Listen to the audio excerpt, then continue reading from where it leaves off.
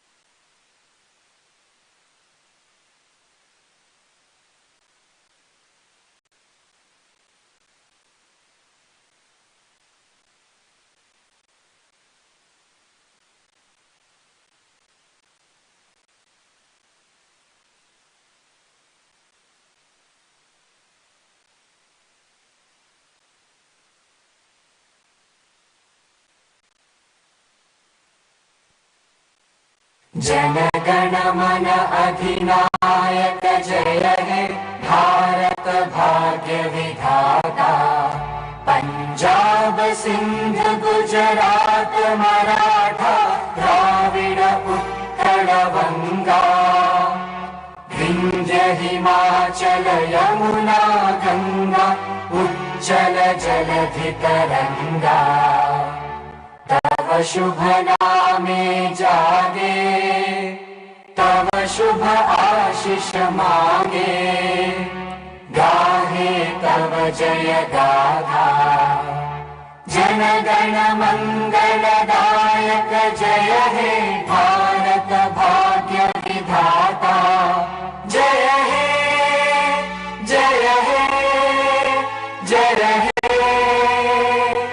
जय जय जय जय हे।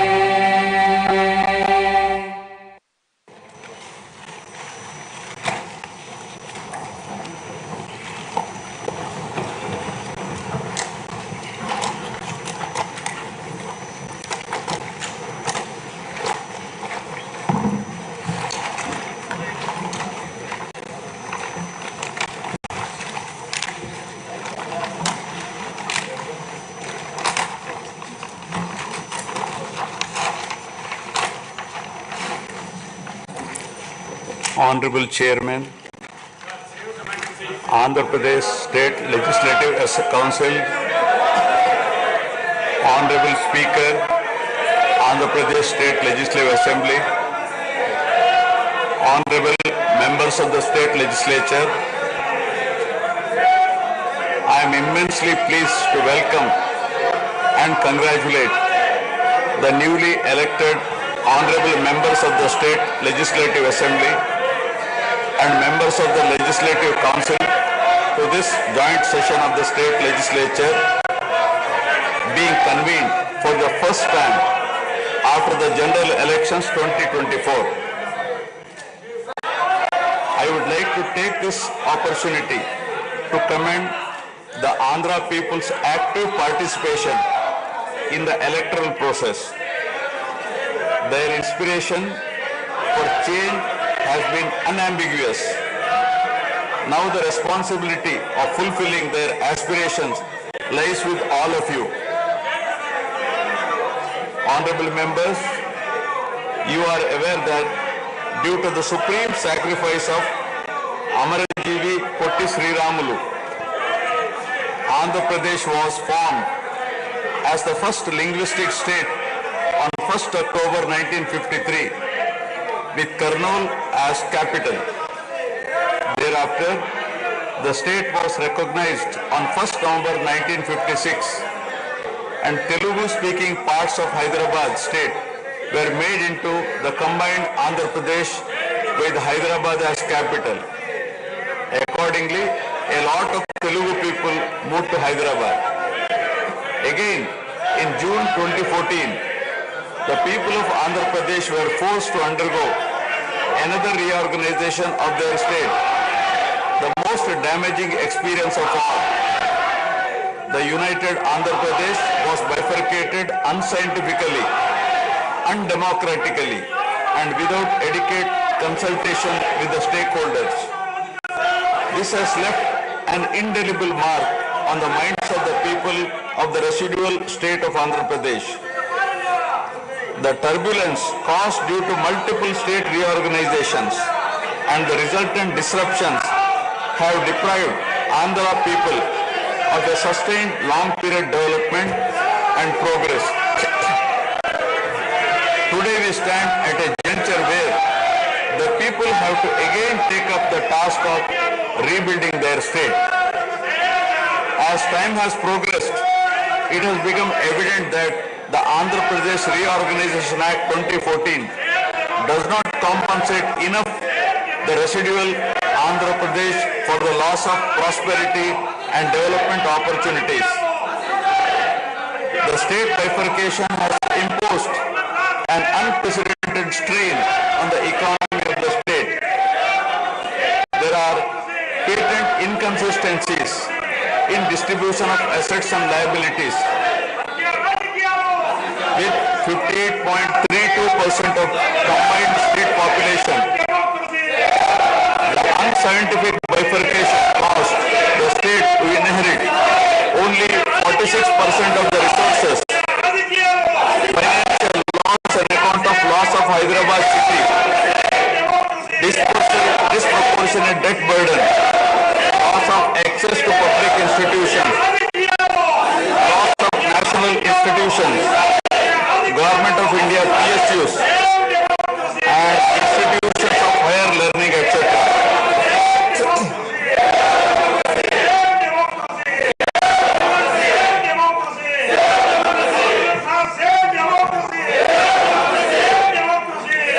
One can see that scientific criteria for apportionment were not adopted, while the residual state inherited huge revenue deficit.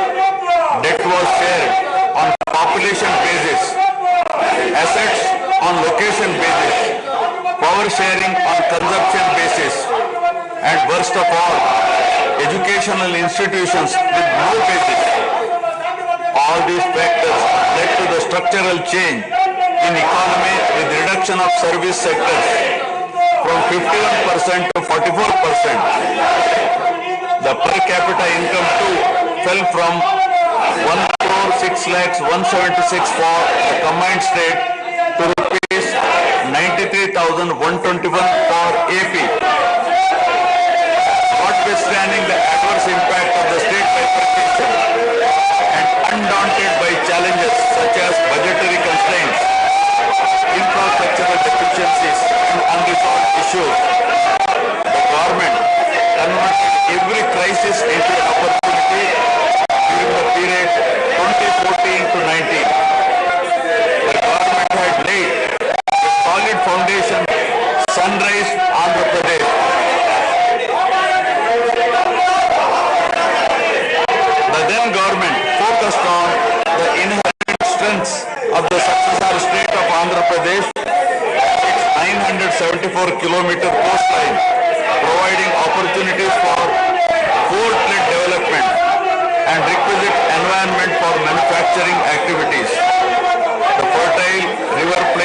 supporting agriculture and allied activities, the passing of 3 industrial corridors through the state, the rich natural and human resources.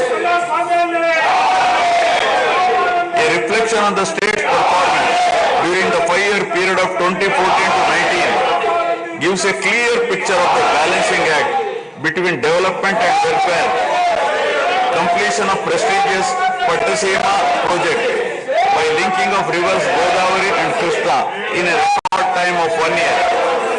Completion of 72% of Polavaram project so that it could be made fully operational by 2021.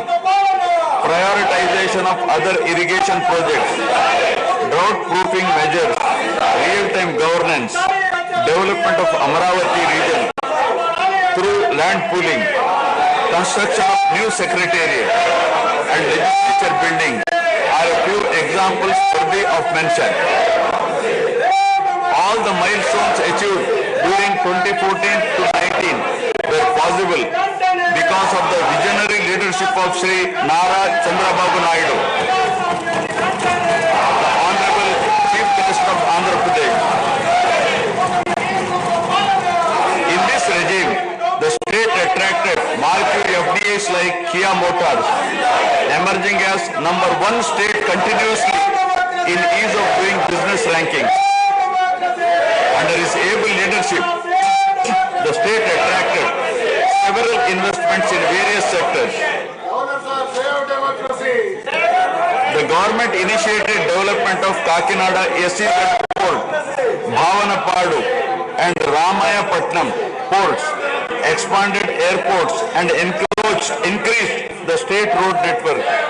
The development of infrastructure was balanced with welfare measures such as increase in old age pension, farm loan waiver, scholarships to students, construction of houses, etc.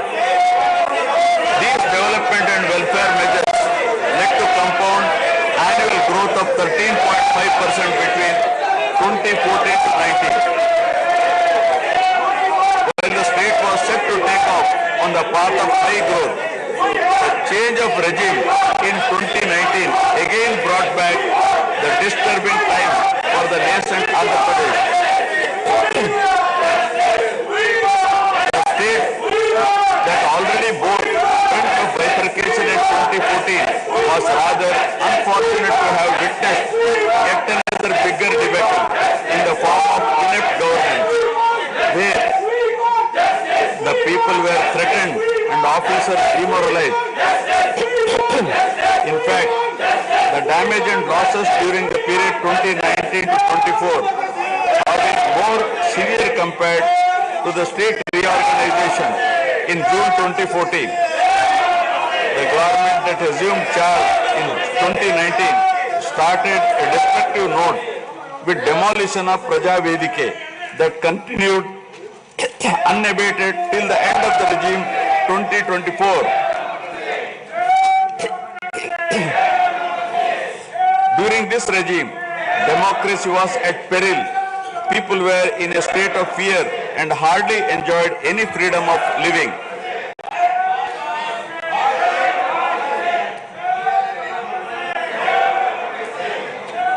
The regime revenge politics had severely hampered the state's prospects for prosperity and growth. Even the Honorable High Court of Andhra Pradesh had sought to convene a judicial inquiry into whether there is a constitutional breakdown in the state. The biggest damage was done to the brand AP. No noteworthy companies came forward to invest in the state. The corrupt practices at all levels, coupled with weaponization of instruments of governance across revenue earning departments for personal gains, sabotaging of checks and balances, made several state institutions and private companies defunct and forced the existing enthusiastic investors and entrepreneurs to move out of Andhra Pradesh to other states. The uncertain environment which rocked the confidence of the people in general and investors in particular started showing impact on the state finances, leaving them in a mess. Fiscal prudence was abandoned. Expenditure was beyond means in spite of limited revenue growth, and debt and liabilities rose sharply. Financial management is manifested by diversion of funds, higher taxation despite high inflation, increase in power sector liabilities, neglect of capital expenditure, which eventually resulted in slowing down of the economy. The enormous gap in resources was sought to be met repeatedly by borrowings through corporations and forcing them to spend on government expenditure, and in the process weakening the corporations.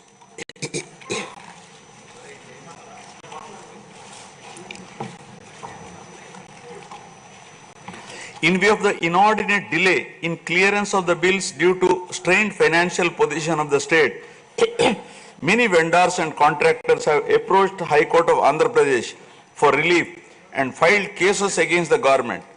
About 25,000 cases have been filed for bill payments, which is unprecedented. The sheer number of contempt cases with personal appearances and arrest warrants against officials in several cases resulted in systematic humiliation and victimization of bureaucracy. This led to complete demoralization of administrative machinery. The capital expenditure reduced by 60% in 2019-24 compared to 2014-19. Departments such as water resources and transport, roads and buildings, which undertake substantial capital works, were left critically short of funds to carry out any works. The capital expenditure on water resources has reduced by 56%, and that on roads and buildings by an alarming 85% during this period. The compound annual growth rate of state's own tax revenue slipped from 12.8% to 8.1% during this period. On the other hand, the revenue expenditure increased from 7.8% to 10.5%, whereas the capital expenditure growth declined steeply from 26.4% to 3.4%. Lower share of capital expenditure to public debt occurred during the period 2019 to 24 is a clear indicator that the government met revenue expenditure also through borrowed funds. The CAGR in per capita debt has been higher at 14%, while the CAGR in per capita income is only 9.7%. This reflects the fiscal profligacy of the previous regime, as no capital formation took place. The Amaravati capital region, envisioned as the focal point of growth for the nascent state of Andhra Pradesh, was totally destroyed. With an attempt to scrap the Amaravati dream, the government confused the people with its malicious three capital cities idea under the guise of decentralized governance. During the period 2019-24, no irrigation project, no industries, no infrastructure relating to roads, buildings, hospitals, drinking water was taken up. Cancellation of MOUs in energy sector and other infrastructure projects further demonstrated the negative attitude of the government. Such disastrous decisions, unmindful of consequences, have led to unrest amongst the youth and job aspirants. Prevalence of uncertain environment has eventually led the youth towards addiction of illegal substances, causing a drug menace. The mental unrest and agony were not limited to the geographical boundaries of the state. The Telugu speaking people all around the world were upset and demoralized by the uninspiring deeds of the government. They anxiously and desperately waited for a change in governance that would take them forward in the 21st century. The progressive public policies of the AP government during 1996 to 2004 have today led to empowerment of Telugu people globally, enabling them to be amongst the highest earning Indian diaspora. The condemnation of demolition approach of the previous government by the people of the state, NRIs and other supporters, culminated in a change in government. A huge and historic mandate has been given to the NDA, hitting an unprecedented 93% strike rate, thus reaffirming faith in democracy. Be instrumental in making right policies in the interest of good governance and in the spirit of cooperative federalism. Honorable members, at this juncture, I feel it is also important to recall the glorious past of Andhra Pradesh, renowned as Annapurna, rice bowl of India. The state used to support other states in ensuring food security. As a leader of self-help group concept, Andhra Pradesh stood out as an example in developing entrepreneurship, knowledge economy, and cultivating thrift amongst poor women. Use of IT in all areas of welfare and development was the cornerstone of state's vision. The misrule of the previous government, which lacked transparency, have compelled this government to put the facts before the people about the disruption of systems and rampant corruption prevailing during the last 5-year term. Accordingly, my government has released a series of white papers highlighting numerous discrepancies in fund utilization, misappropriation, resulting in huge loss to the state exchequer and the natural resources base of the state. I would present some of the key takeaways of the white papers. Completion of Polavaram, the lifeline of Andhra Pradesh, is of the highest priority. The Polavaram project has been completely derailed. Introduction of reverse tendering and cancelling the agreed contracts have caused an irreparable damage not only to the project but also to the concept of interlinking of rivers and irrigating every acre of land. Unilateral announcement of 3 capitals for the state resulting in 1,631 days of farmers' protest. Modification of jurisdiction of the Capital Region Development Authority to 6,993 square kilometers. Shelving preparation of regional master plans. Completing the land acquisition in only 191 acres are some of the events that halted the progress of CRDA. This led to a potential loss of about 7 lakh jobs and estimated loss of wealth of about rupees 2 lakh crore along with loss of investment and growth opportunities. Andhra Pradesh, which enjoyed the distinction of being the first state in the country to have introduced reforms in the power sector in 1990s, had achieved energy sufficiency from 1996 to 2004. After bifurcation, the state faced an energy deficit of 22.5 MU per day. Again, by bringing second generation's reforms in energy sector and promoting renewable energy, the state become energy surplus by 2018. The state has witnessed an irreparable damage in the recent past.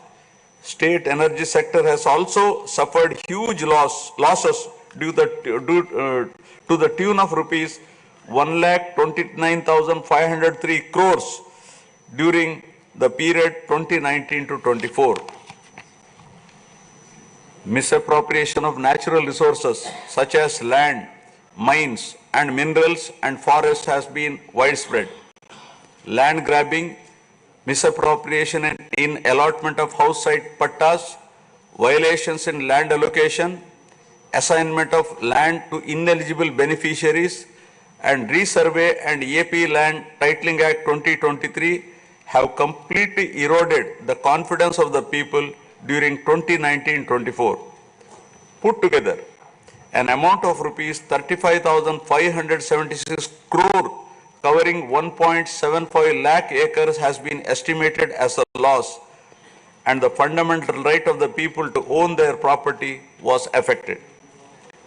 Looting of sand and mineral wealth is another area that resulted in huge loss to the exchequer and involved corruption. My government has initially estimated that an amount of rupees 19,000 crore has been lost due to illegal activities in these areas.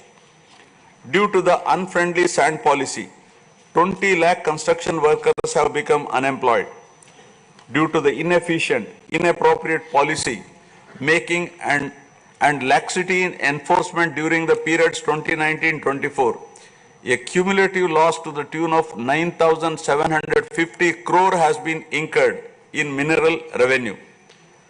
Huge damage has been done to environment. Smuggling of precious red sandals from forests has taken place, with the revenue from the sale of red sandals dropping from rupees 1,623 crore in 2014-19 to rupees 441 crore in 2019-24. The destruction of mangrove forest land and Rishikonda Hill in Visakhapatnam have also damaged the state's heritage and culture. The government misused law and order machinery during 2019-24 by harassing dissenting voices. There was rise in crime against women, children, atrocities on innocent people, especially the SC, STs and other vulnerable sections. The people lost faith in the government's ability to maintain rule of law.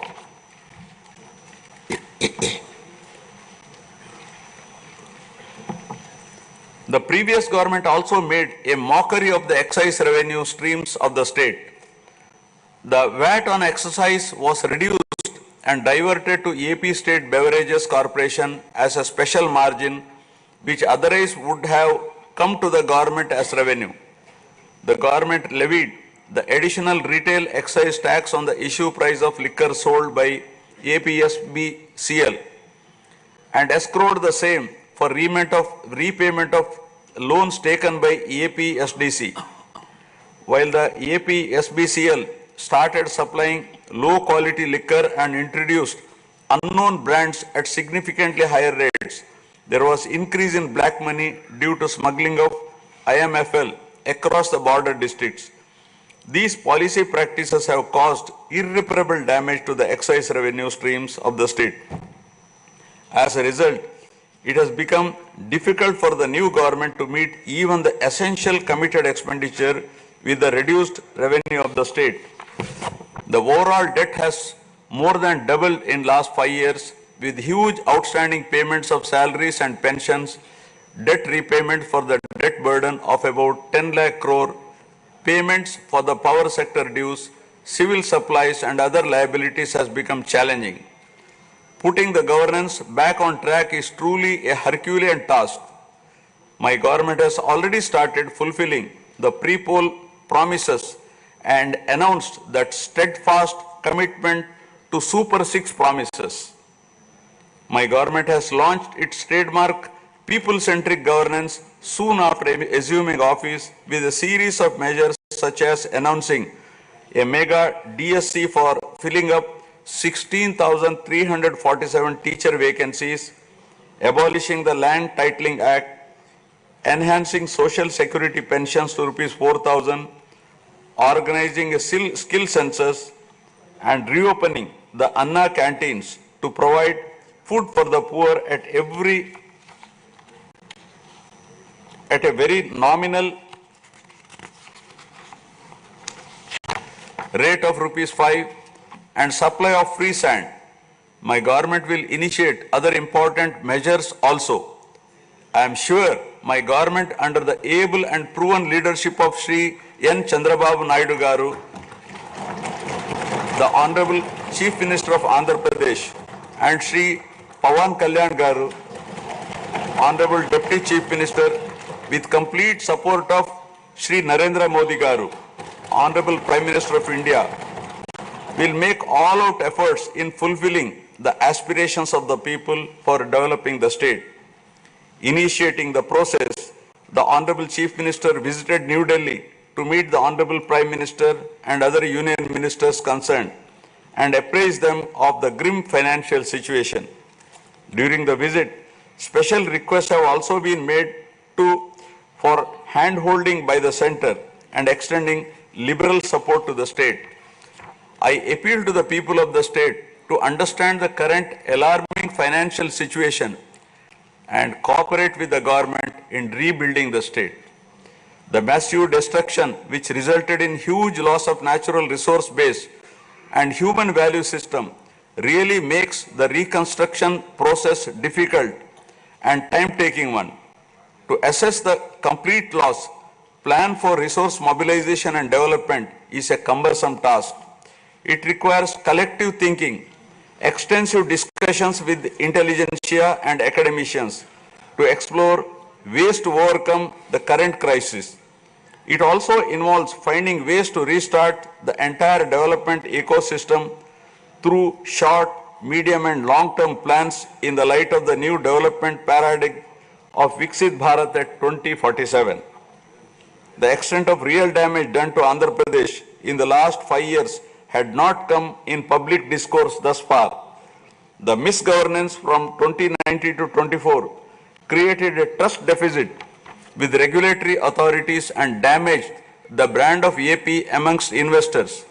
The people now given a strong mandate to the NDA to rebuild the brand AP and regain the trust. Honorable members, usually winning elections and assuming responsibility is a happy event.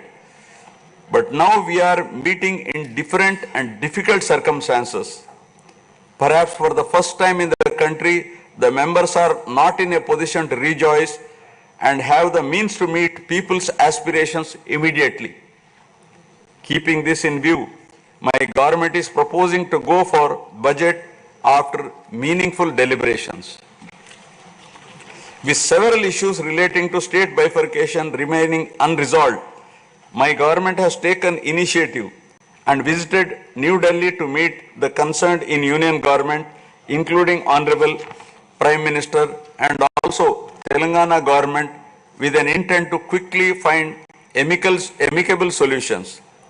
The resolve shown by the 5 crore people of the state to reinstate democracy and elect people-friendly government with an unprecedented mandate is required to be appreciated yet again at this hour of crisis to help the state to rediscover its past glory.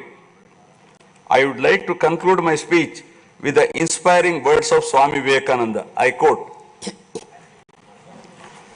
"We are responsible for what we are, and whatever we wish ourselves to be, we have the power to make ourselves. If what we are now has been the result of our own past actions, it certainly follows that whatever we wish to be in future can be produced by our present actions. So we have to know how to act."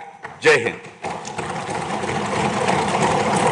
Jana Gana मन अधिनायक जय हे भारत भाग्य विधाता पंजाब सिंध गुजरात मराठा द्राविड उत्कल बंगा विंध्य हिमाचल यमुना गंगा उज्जल जलधि तरंगा तव शुभ नामे जागे तव शुभ आशीष मांगे गाहे तव जय गाथा जन गण मंगल दायक जय हे भारत भाग्य विधाता जय हे जय हे जय हे जय जय जय जय हे